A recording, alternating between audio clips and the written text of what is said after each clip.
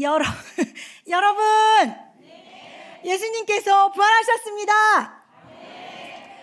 여러분도 하셔야죠. 여러분도 하셔야 돼요. 저한테 해주세요. 시작.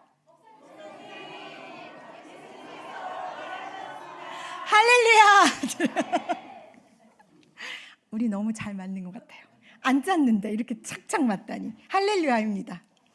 예수님께서 부활하신 이 사건은 한 사람만 아는 일이 아니고 어느 한 곳에 숨겨져 있던 일이 아니라 역사적 사실로 드러나진 사건입니다. 사도 바울이 고린도전서 15장 4절에서 8절에 고백하고 있듯이 게바에게, 이 500혀 형제에게 일시에 보이셨고, 나중에는 어떤 사람들, 그 중에 어떤 사람들은 죽기도 했고 아직도 살아있는 사람도 있어. 그 후에 야고보에게 보이셨고 모든 사도에게 보였으며 이제 맨 나중 만삭되지 못하여 난 자 같은 내게도 보이셨어 라는 고백을 통해 예수 그리스도의 부활은 모든 사람들이 일시에 한순간에 보여진 역사적인 사실이며 실체인 것을 고백하고 있습니다. 특별히 사도 바울은 다른 사도들과 다르게 예수 그리스도를 죽으신 후에 부활하신 그분으로 만났다는 사실에 주목하십시오. 그래서 사도 바울이 고백하는 이 고백이 훨씬 더 우리에게 힘을 실어주는 것과 같습니다. 그래서 그는 죄인 중에 괴수인 자신을 만나 주신 은혜 아래 살며 자신의 남은 때를 부활하신 주님을 향한 헌신과 충성을 고백하며 달려가고 있습니다. 저와 여러분도 주님을 직접 대면하여 보지 못하였기에 우리도 부활하신 주님을 만났고 부활하신 주님을 만난 수많은 사람들의 증언된 삶을 통해서 하나님이 살아계시며 그분이 부활하셨다는 것을 우리가 믿고 달려가고 있습니다. 오늘 저희가 읽은 본문은 너무나 잘 알고 있는 본문입니다. 일명 엠마오로 가는 두 제자. 그렇죠? 여러분 다 알고 계시죠? 엠마오로 가는 두 제자 중에 한 사람의 이름은 글로바입니다. 또 한 사람의 이름은 기록되어져 있지만 이 사람은 그의 아내 마리아입니다. 요한복음 19장 25절에 예수의 십자가 곁에는 그 어머니와 이모와 글로바의 아내 마리아와 막달라 마리아가 섰는지라 라는 말씀을 통해서 우리가 알 수 있듯이 글로바의 아내 마리아는 예수님께서 십자가에 달려 죽어 가실 때 바로 그 앞자리에서 그분의 죽음과 그분의 피 흘리심과 그분이 하시는 마지막 말씀을 듣고 있었던 사람입니다. 그런데 이 여인과 그 남편 글로바가 지금 오늘 어디로 가고 있습니까? 엠마오로 가고 있습니다. 이들이 그날이라는 표현으로 오늘 본문이 시작했습니다. 이것은 예수께서 부활하셨다는 소식을 여인들이 제자들에게 전했고 그 제자들이 예수의 부활 사건을 이제 막 그 사건이 막 이슈가 돼서 드러나지기 시작하는 바로 그때 이들은 거기에 있지 않고 자신들의 고향 엠마오로 돌아가고 있는 것입니다. 그런데 중요한 것은 그들이 엠마오로 가고 있는 그 길을 부활하신 주님께서 동행하고 계십니다. 얼마나 아름답고 놀라운 일입니까? 먼저 찾아오셨습니다.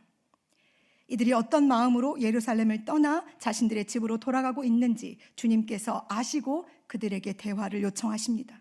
그런데 그들의 눈이 가려져서 자신들 옆에 자신들과 함께 걷고 계시는 이분이 바로 그 예수 그리스도 부활하신 나의 주 그분이라는 사실을 알아보지 못했습니다.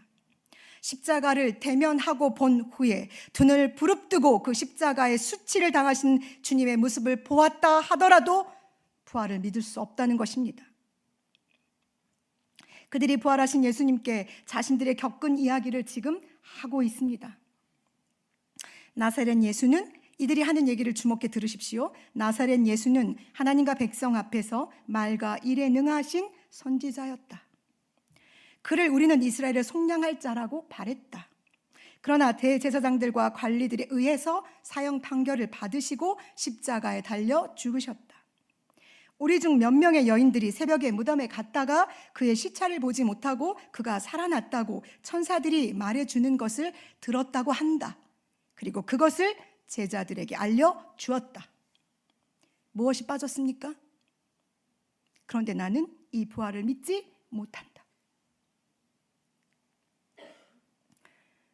너무 가슴 아픈 이야기입니다. 그때 주님께서 말씀하시죠. 미련하고 선지자들이 말한 모든 것을 마음에 더디 믿는 자들이요.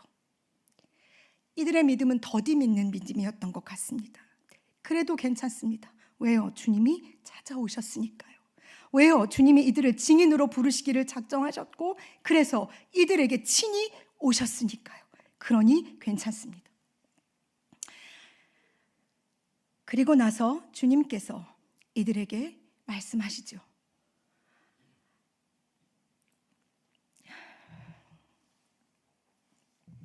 자기의 감정과 자기의 슬픔과 자기의 연민에 빠져 있는 상태, 즉 자기 중심적 믿음의 사고 안에 있는 사람들은 정확한 하나님의 뜻을 분별할 수가 없습니다.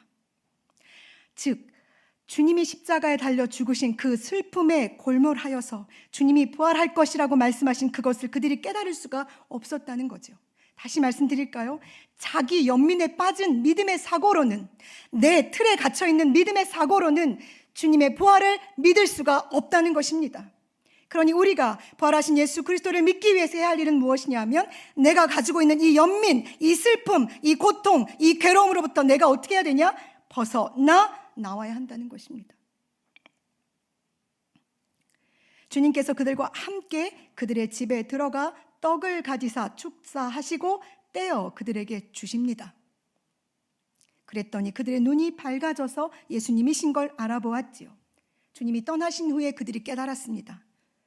길에서 우리에게 말씀하시고 우리에게 성경을 풀어주실 때 우리 속에서 마음이 뜨겁지 아니하더냐.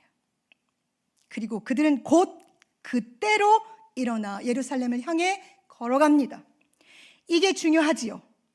주의 말씀이 내 가슴을 뜨겁게 했다면 우리는 그때 바로 곧 일어나 우리의 예루살렘을 향해서 걸어가야만 합니다. 이들이 그저 그 자리에 머물러 있었다면, 그들을 다시 고통의 자리 예루살렘으로, 나의 사랑하는 주님이 죽은 그 자리로, 내가 어쩌면 죽을지도 모르는 그 자리로 나를 가게 하시는 이 한 예수 그리스도의 말씀에 내가 순종하지 않았다면 이들은 증인의 삶을 살아낼 수 없었을 것입니다. 그러니 사랑하는 여러분, 부활하신 주님을 만나셨습니까? 예수 그리스도의 그 십자가를 두 눈 부릅뜨고 고난주간 내내 바라보셨습니까? 그거 넘어 부활하신 주님을 만나십시오. 만나셨다면 그 다음에 곧바로 일어나 여러분이 가셔야 할 바로 그 예루살렘으로 가셔야 합니다.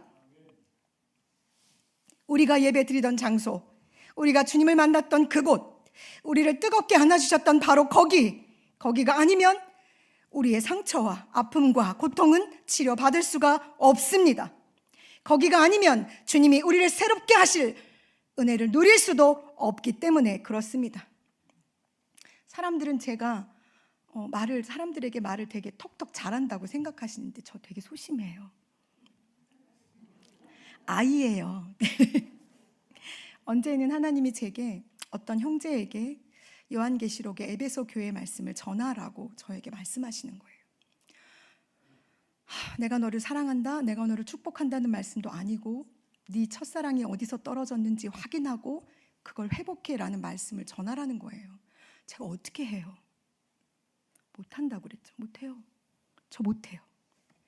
굉장히 오래 고민하는데 3번이나 저한테 전하라고 하시는 거예요. 그래서 제가 3번을 고사하다가 전했죠. 뭔지 모르겠으나 주님이 너에게 너의 첫사랑이 어디서 떨어졌는지 확인하라고 하셨어. 그리고 그 사랑을 다시 회복하라고 하셨어 라고 제가 용기를 내서, 저는 용기 낸 거예요. 그래서 제가 여러분에게 가끔 무언가를 말씀드릴 때 엄청난 용기를 내서 말씀드린다고 기억해 주셨으면 좋겠어요. 툭 안 해요. 정말 몇 번을 고민하고 말한단 말이죠. 부끄러워해요. 근데 이 친구가 마치 알고 있었다는 듯이 자기 아내가 지금 이단에 빠져서 거기에 푹 빠져 있다는 거예요. 그래서 계속 부부싸움이 일어나고 있는데 자기 마음이 흔들려서 이 부부싸움이 잠잠해지는 비결은 자기가 아내를 따라가는 거라고 생각했었대요. 그때 만약에 제가 전하지 않았다면, 그러면서 저한테 그러는 거예요. 네, 알아들었어요. 제가 버텨볼게요. 제가 만약에 주님의 음성에 순종하지 않고 전하지 않았다면 저는 그 가족이 이단에 빠지는 걸 막지 못한 죄를 하나님 앞에 범한 거지요. 사랑하는 여러분, 부활하신 주님을 만난 우리는, 그래서 우리가 원하지 않는 것을 주님이 우리에게 하라고 하실 때, 주님이 내 기질과 성품과 반대되는 일을 나에게 요청하실 때, 그리고 내가 하고 싶지 않고 만나고 싶지 않고 부딪히고 싶지 않은 그 사건과 대면하라 하실 때 우리는 순종하며 가야 돼요.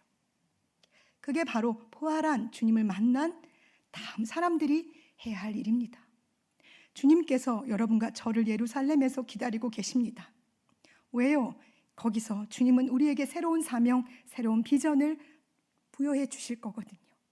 증인으로, 이 일의 증인으로 너희가 살 것이고, 이 일의 증인된 삶을 살기 위해 하늘로부터 성령이 너에게 임하실 때까지 거기 머물러서 기다려라고 주님이 약속하셨으니, 사랑하는 여러분, 부활하신 주님을 만난 여러분, 부활하셨다고 조금 전에 큰 소리로 외친 여러분, 우리 주님께서 우리에게 가라고 하시는 예루살렘으로 돌아갑시다. 거기서 주님이 우리에게 주시는 새로운 사명, 새로운 비전, 차마 내가 감당할 수 없어 가슴 아파하는 바로 그것까지도 주님 앞에 순종하며 내어드리는 우리가 됩시다. 그때 주님께서 거기에서 우리를 증인으로 하나님의 거룩한 나라와 영광을 위해 사용해 주실 것입니다. 우리가 순종할 때. 사랑하는 여러분, 진실로 제가 여러분께 부탁드려요. 내일은 없어요. 내일 나는 그와 함께 살 거라고 생각했으나 내일이 없더라고요. 없다니까요. 내일, 사탄은 우리에게 내일 해, 언젠가 되겠지라고 말하지만 아니요, 우리에게 내일은 언젠가는 없습니다. 오늘이 아니면 안 돼요. 오늘 내게 주신 이 마음, 이 부부처럼 그때 주님이 그들의 가슴을 뜨겁게 했을 때 일어나서 바로 나가야 돼요. 그게 주님이 우리에게 원하시는 순종입니다. 오늘 가브리엘 찬양대처럼 연약하지만 주님 앞에 아름다운 찬양으로 영광 올려드리기를 작정하고 연습하고 훈련한 이분들처럼 우리도 그렇게 부활의 주님을 우리의 삶을 통해 순종으로 살아내며 증거하는 증인이 되기를 간절히 소망합니다.